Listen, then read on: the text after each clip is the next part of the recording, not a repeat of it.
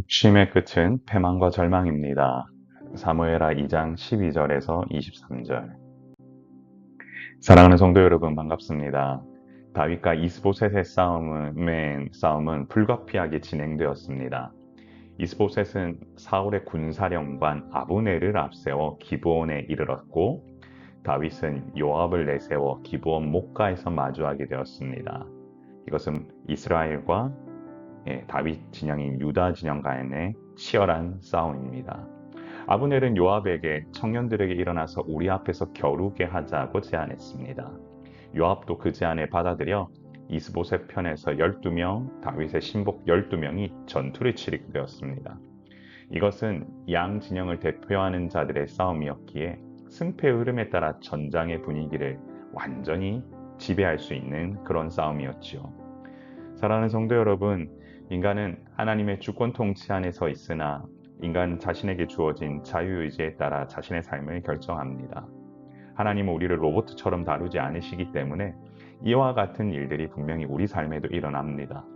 그런데 이런 일들을 결정할 때마다 우리는 하나님의 뜻이 어디 있는지를 먼저 알고 살펴봐야 됩니다. 우리 이 싸움 한 번 더 자세히 들여다보기를 소망합니다. 양 진영의 대표자들의 싸움은 치열했습니다. 상대방의 머리를 잡고 칼로 상대방의 옆구리를 찌르면서 싸웠습니다.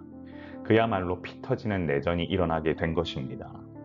그 싸움은 치열했는데 결과는 다윗 진영의 승리였습니다.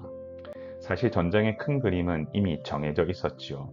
하나님은 사울을 통한 통치를 사울의 불순종 때문에 끝내기를 원하셨고 다윗을 향한 이 땅의 통치를 정하셨습니다. 물론 그렇다고 모든 것이 쉽게 결과로 이어지지는 않습니다.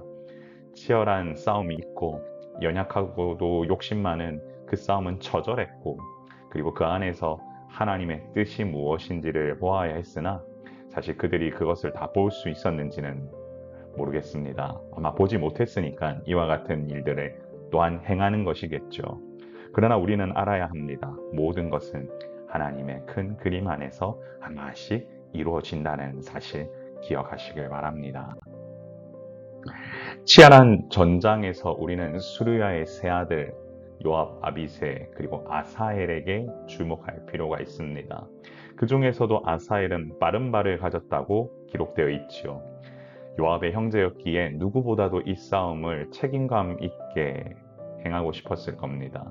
그래서인지 적의 총사령관 아브넬을 잡기 위해 혈안이 되었습니다. 싸움을 끝내고 싶어서 아마 더욱더 그랬을 겁니다.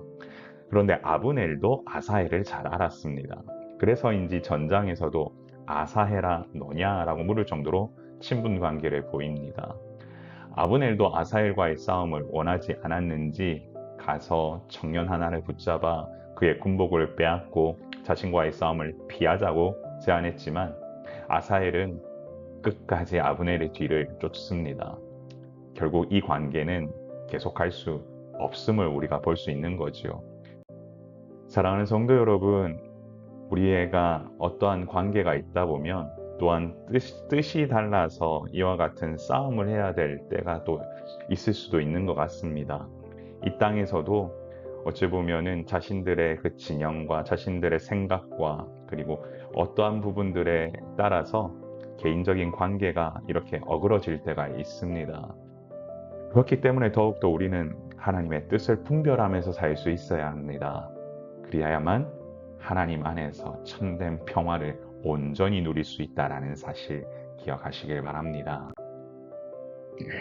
아므넬은 다시 한번 아사엘에게 너는 나 쫓기를 그치라고 명했습니다. 싸움을 계속하고 싶지 않았던 것이지요. 아브넬은 아사엘과 이런 만남을 원하지 않았습니다. 그것은 또한 요압과도 잘 아는 관계였기 때문입니다. 한때는 한 솥밥을 먹으면서 같은 편으로 있었으나 이제는 그럴 수 없게 된 것입니다. 그 결과 아브넬은 아사엘의 배를 찔러 아사엘을 죽이게 됩니다. 그리고 그 죽은 자리에 이르는 자마다 머물러 이 죽음을 확인하는 일을 겪게 되는데요.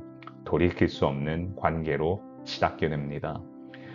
아사엘의 죽음은 아브넬과 요압의 관계를 최악의 적대적 관계로 치닫게 했을 겁니다. 이처럼 욕심의 끝은 패망과 절망으로 치닫습니다. 이것은 하나님이 원하시는 모습이 아니지만 또한 인간의 욕심이 낳은 결과라는 사실만은 부인할 수 없습니다. 사랑하는 성도 여러분, 욕심의 끝은 패망과 절망입니다. 인간은 하나님의 주권 통치 안에서 자유의지를 가지고 모든 결정을 해야 합니다. 그러나 인간의 욕심은 이 같은 상황을 거부하게 했고 모든 이들을 불행으로 치닫게 만듭니다. 한때는 같은 편이었던 이들을 자신의 등 뒤로 두어야 하는 상황, 이런 관계가 절망으로 치닫는 상황도 벌어집니다. 어쩌면 이 모든 것들, 이 땅을 살아가면서 한 번씩은 겪을 수밖에 없는 상황인 것 같기도 합니다. 마음을 터놓고 그리고 들어주고 믿음으로 함께했던 관계가 예상치 못한 상황으로 인하여서 또한 소원해지고 그 관계를 한동안은 또한 그대로 바라볼 수밖에 없는 그런 일들을 겪을 때 참으로 마음에 안타까움을 느낍니다. 사랑하는 성도 여러분, 중요한 것은 내 모든 것을 내려놓고 하나님의 뜻 앞에 먼저 순종함으로 나아가는 길임을 기억합시다. 그러다 보면 언젠가는 그 진심을 알게 될 것이고 또한 언젠가는 우리가 함께 소망을 품으면서 나아갈 수 있는 시간도 오게 될 것입니다. 믿음 안에서 함께 가는 인생이 행복하고 믿음 안에서 함께 가는 길이 복됩니다. 그런 인생, 그런 관계가 이어질 수 있도록 늘 우리는 하나님 편에서 나아가는 우리 모두가 되길 소망합니다. 우리 이렇게 기도해 보겠습니다. 주여, 매 순간 나의 욕심에 매여 사는 인생이 아니라 하나님의 주권 통치 안에서 살아가는 인생이 되게 하옵소서. 우리 같이 기도합니다. 존귀하신 하나님 아버지, 오늘도 이 아침 주님 앞에 믿음으로 나아갑니다. 하나님께서 부으시는 그 은혜가 우리 가운데 넘쳐나게 소망하오니 주여 인도하여 주시고 늘 주께서 부으시는 은혜로 사는 인생 되도록 주여 역사하여 주옵소서.